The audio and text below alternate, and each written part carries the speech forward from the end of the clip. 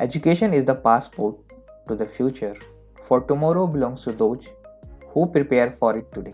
Good morning everyone, स्वागत है आप सभी का 24 सितंबर 2021 से जुड़े करंट अफेयर्स को लेकर। आज का पहला question, international day for sign language कब मनाया जाता है? अंतर्राष्ट्रीय सांकेतिक भाषा दिवस कब मनाया जाता है? अंतर्राष्ट्रीय सांकेतिक भाषा दिवस हर साल 23 सितंबर को मनाया जाता है। सांकेतिक भाषा उन लोगों के लिए इस्तेमाल की जाती है जो बहरे हैं, सुन नहीं सकते, तो हाथों के इशारे से और जेस्चर से सिखाया जाता है सांकेतिक भाषा, और ये हर साल 23 सितंबर को मनाया जाता है। क्वेश्चन नंबर 2, WHO के अनुसार कोविड का डेल्टा वेरिएंट अब तक कितने देशों में फैल चुका है? WHO की रिपोर्ट के अनुसार कोविड-19 का डेल्टा वेरिएंट अब तक लगभग 150 देशों में फैल चुका है। तो ये था question number 2। Question number 3, ADB Asian development bank की रिपोर्ट के अनुसार अब भारत की GDP कितना प्रतिशत रह गई है? पहले उन्होंने अनुमान लगाया था कि इस साल भारत की GDP 11% है, वो घटकर रह गई है 10%। ADB मतलब एशियन डेवलपमेंट बैंक, इसका हेडक्वार्टर कहाँ है? इसका हेडक्वार्टर है फिलीपींस। ये कब स्टैब्लिश हुआ था? तो दिसंबर 1996 को स्टैब्लिश हुआ था। इसके प्रेसिडेंट है मास्तागो असाकावा। पहले इसमें 31 सदस्य थे, अब इसमें जुड़कर हो गए 68 कंट्रीज।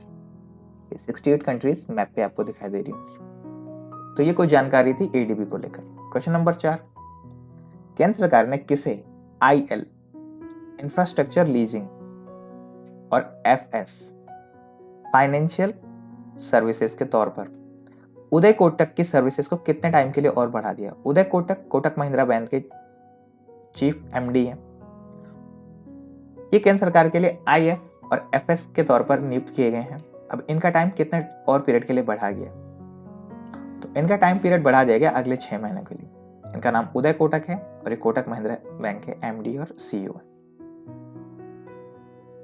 क्वेश्चन नंबर 5, अमेरिका ने म्यांमार में स्थित शरणार्थी रोहिंग्यास, जिनकी संख्या लगभग 7 लाख है अभी म्यांमार में,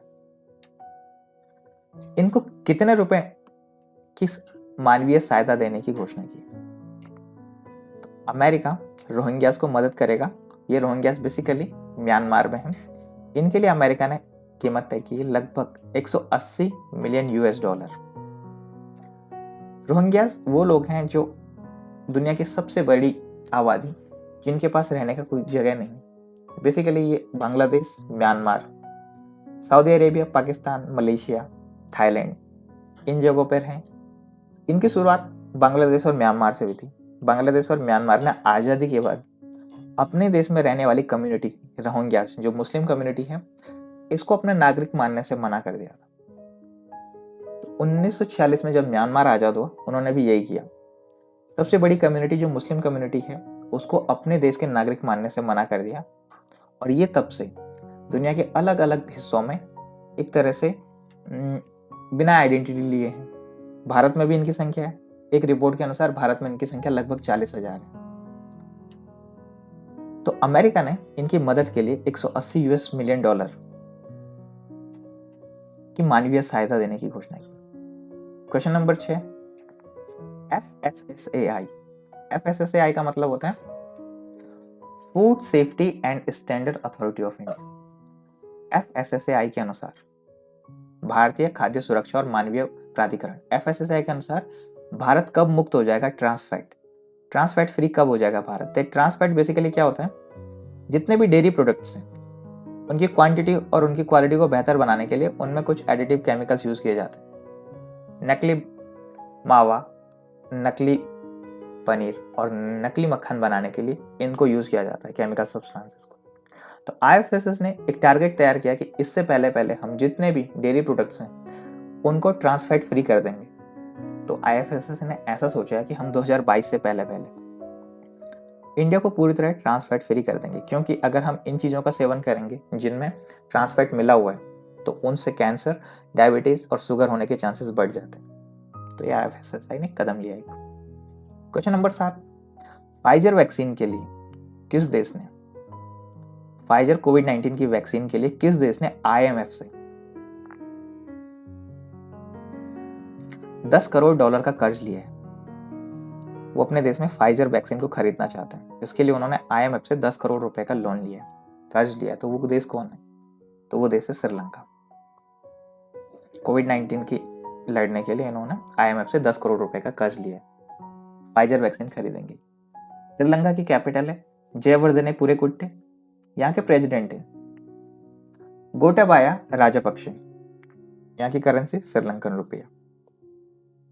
क्वेश्चन नंबर 8, हाल ही में भारत की ओर से UN में, यूनाइटेड नेशन में CDS SDG किसे एडवोकेट नियुक्त किया गया?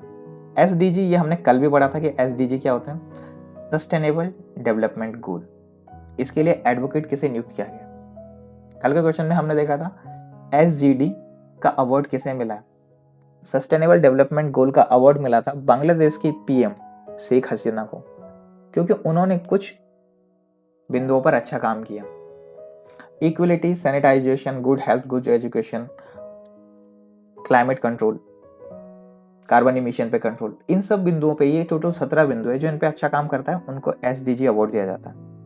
तो भारत ने UN में किसे अपना एडवोकेट नियुक्त किया?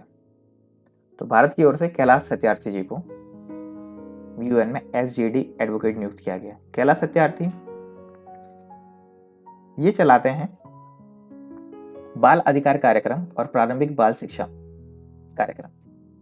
ये 2 NGO चलाते हैं। इन्हें 2014 में शांति का नोबेल पुरस्कार भी मिला था, तो सभी इनको जानते हैं।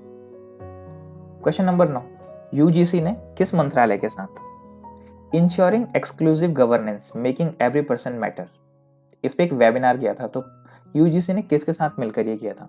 गुड गवर्नेंस पर वेबिनार किया था UGC ने। तो गुड गवर्नेंस पर UGC ने शिक्षा मंत्रालय के साथ मिलकर वेबिनार किया था। और आज का अंतिम प्रश्न, ऑपरेशन समुद्र शक्ति भारत और किस देश के मध्य होता है?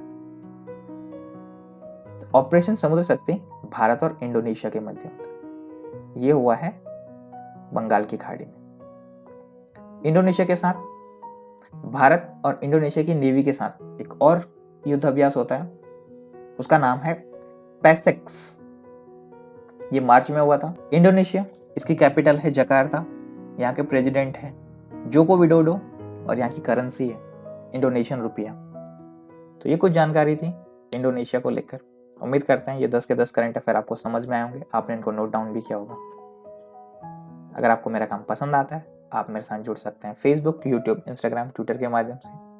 मेरा नाम अनिल है और इन सभी प्लेटफॉर्म पे मेरा पेज जानकी अकेडमी। धन्यवाद।